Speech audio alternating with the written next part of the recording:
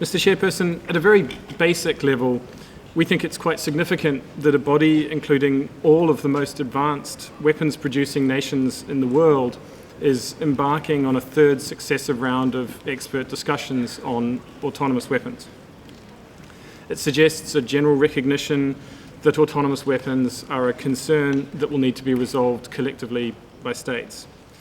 In our view, it also reflects a wider social unease with the concept of autonomous weapons and the potential erosion of human control over the application of violent force.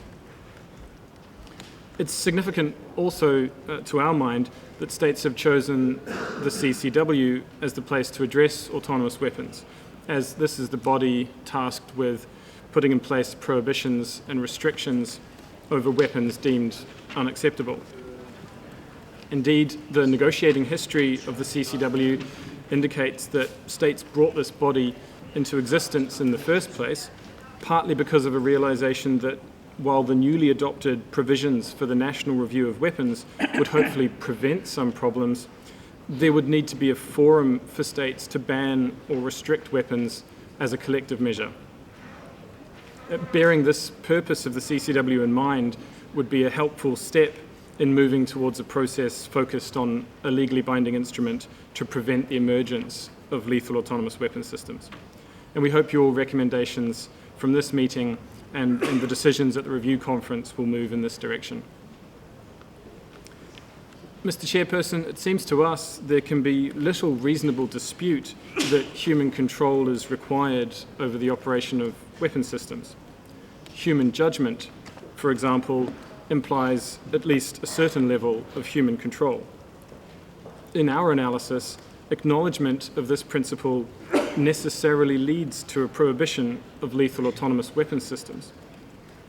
This is because we understand those systems to be those that would operate without the necessary human control to be permissible. We recognize, though, that this concept of human control over attacks is complex and that the implications of autonomous weapons technology would make it even more complex. We have provided some briefing papers for this session as a contribution to discussions on this theme, and we welcome input from others on this theme as well. A key finding in our analysis is that ensuring meaningful human control over individual attacks, and specifically delineating what is necessary in this regard, is a basic requirement if we are to uphold the structure of the law as it stands.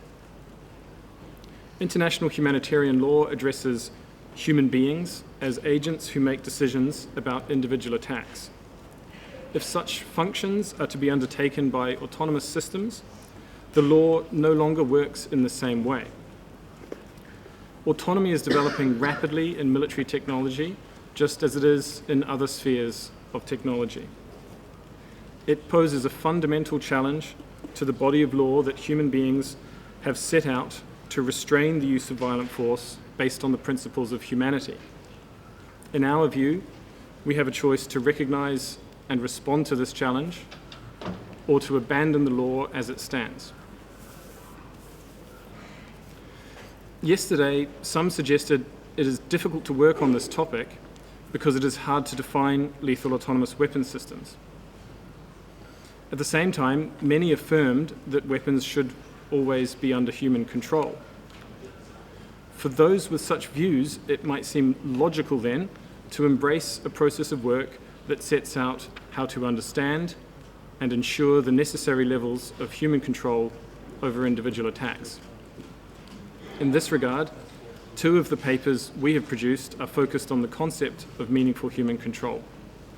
The first is the background paper for the expert presentation by my colleague Richard Moyes later today, and the second is produced jointly with Dr. Heather Roth of the University of Arizona, who spoke yesterday. Another of our papers focuses on national reviews of weapons in the context of lethal autonomous weapon systems, and we will discuss that paper at a side event tomorrow hosted by the Campaign to Stop Killer Robots, of which we're an active member. On this theme, the question of how weapon review processes could assess meaningful human control over weapons in some or all circumstances could be a useful area of study. Mr. Chairperson, in many parts of the world, states are engaged in and affected by the use of military force, with grave consequences for people and societies. Against this background, the fact that discussions such as these about the future of warfare, weaponry, and humanity can take place at all is surely something positive. These meetings on autonomous weapons should be an opportunity for states to pursue concrete outcomes and decide to operate in ways that express our collective humanity. Establishing a group of governmental experts to work towards a legally binding instrument on lethal autonomous weapon systems would be a good way to grasp that opportunity, and we echo the sense of urgency and ambition expressed by states in this regard yesterday.